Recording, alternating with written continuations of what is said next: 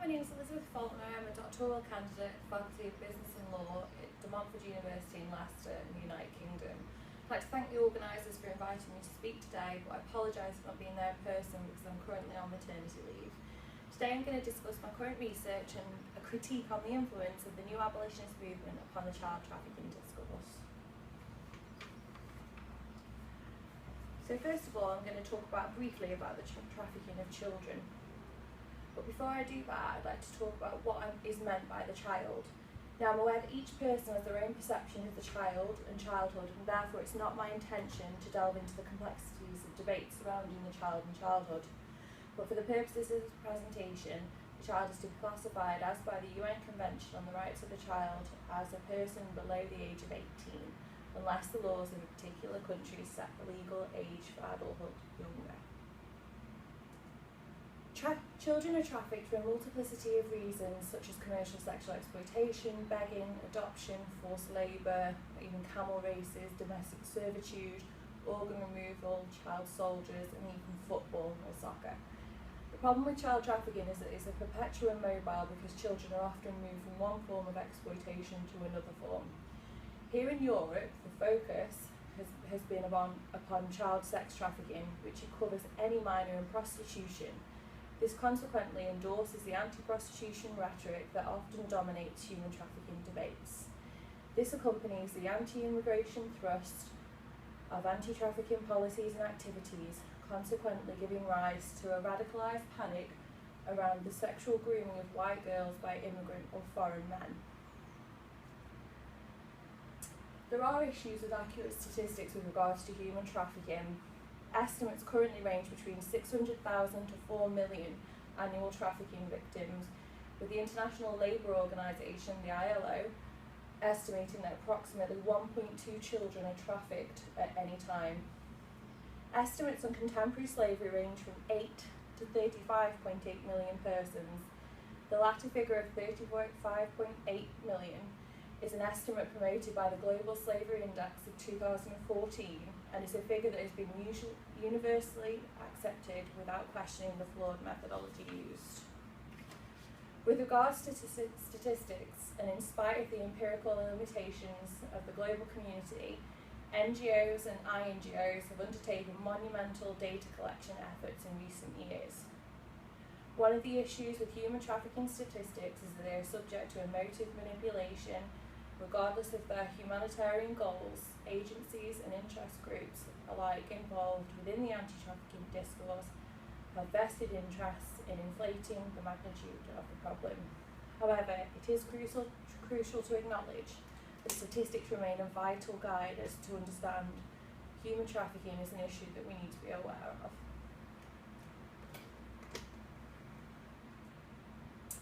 There has been an explosion with regards to the attention that human trafficking receives today, leading to the question why. Human trafficking has become a buzzword, an issue of pressing concern through the international community and policy circles alike, whilst the actual prevalence of the phenomenon remains unclear. The trafficking of children immediately evokes an emotive response, with each person having no understanding and perception of what it actually entails.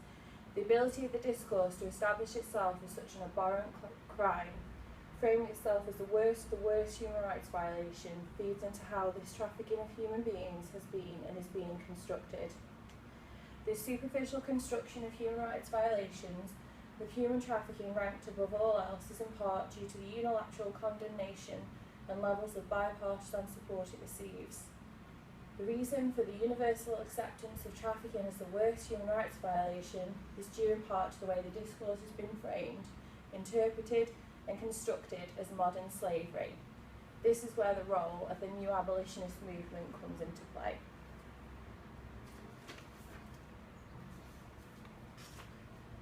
So, what do I mean when I'm talking about the new abolitionist movement? It's a movement within the academic, political and social fora calling for the eradication or abolishment of slavery and human trafficking, the latter of which is often labelled as the new slave trade or contemporary slavery.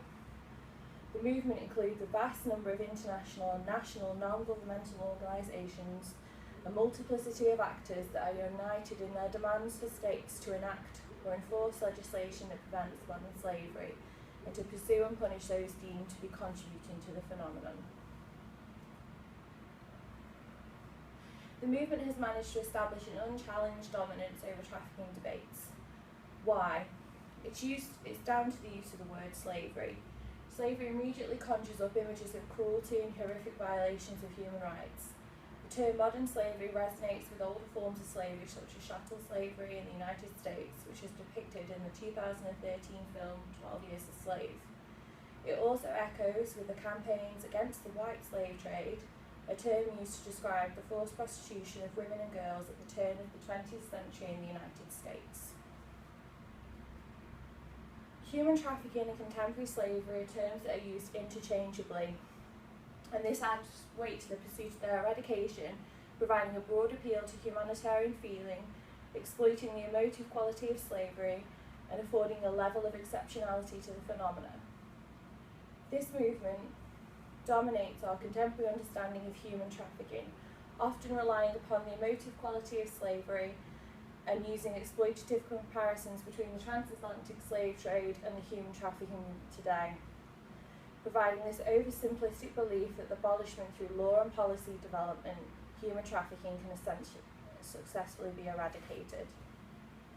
The new abolitionist movement brings together anti-slavery initiatives with anti-trafficking initiatives and enjoys significantly high levels of bipartisan support.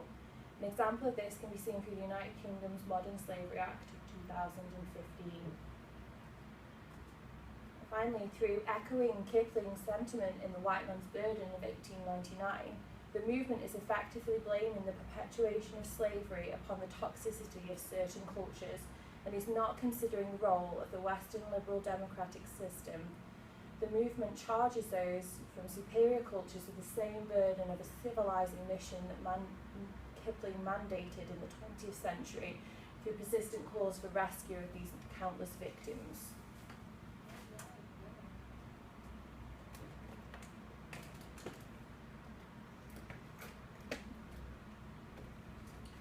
There are multiple issues with classifying trafficking of children and child slavery as interchangeable.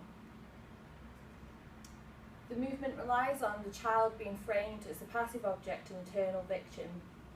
The dominant discourse on child trafficking, like the discursive construction of child prostitution as forced labour or modern slavery, serves to support the perception of the child as a passive object and eternal victims, consequently deflecting attention from the structural factors that underpin the phenomena. The movement endorses the construction of the child as weak, vulnerable, naive, and in need of rescue.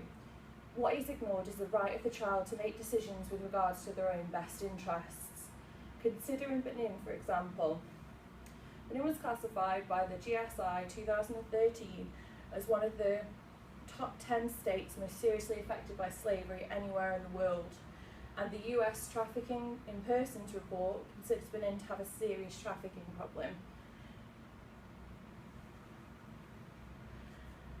The problem with Benin is girls and boys independently migrate, often to Nigeria, for work. And despite this decision to independently migrate, they are persistently labelled as trafficked or victims of slavery. Research undertaken has demonstrated that teenage boys who have often been labelled as victims of trafficking, they stated that they willingly migrated and that work was hard for them, but none of which was forced. This raises questions with regards to the application of the slave rhetoric endorsed by the movement and whether it is actually detrimental to adolescents and the rights they have to make decisions about their own welfare.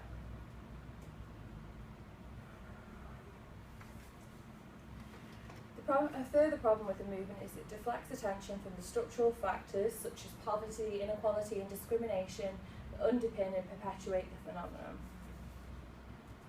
Further, it removes the role of the state from criticism. The role of the state in modern slavery is absolutely crucial to the modern slavery debate. The construction of the concept of modern slavery is itself predominantly reliant upon individual states as well as the international and regional organisations they constitute. National legislation and international legal conventions determine the conditions under which phenomena are discursively constructed instances of modern slavery and when they are not. The activities of the state need to be centralised to the debates surrounding human trafficking and modern slavery. The tightening of immigration controls by more affluent states is forcing would-be migrants to seek alternative routes through smuggling and trafficking. Finally, the focus upon the evil perpetrators. This movement endorses a continued focus upon the evil slave drivers and traffickers, serving to deflect from the role of the state in driving structural factors that perpetuate human trafficking. Just some observations now. Slavery has been applied as an umbrella-like term to cover a vast range of different human rights violations facing children globally. The movement fails to address fundamental realities of what slavery actually is and what is driving its rapid expansion around the world. The trafficking is consistently oversimplified and operates upon certain assumptions. Trafficking is always framed to involve trickery, kidnap, slavery, and stupid parents, endorsing the focus upon the evil traffickers and slavers, removing the state from analysis, but also removing the capacity of the child to make their own decisions with regards to welfare.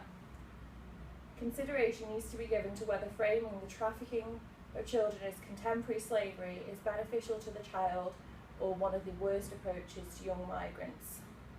In conclusion, there is a place for the movement within the discourse of child trafficking, but there are significant issues that remain inadequately addressed as a result of the unfettered influence of the movement over our contemporary understanding of human trafficking. If anyone has any questions that they'd like to address to me, please feel free to use this email address because I won't have access to my official Montfer University email account as I'm on maternity leave. Thank you.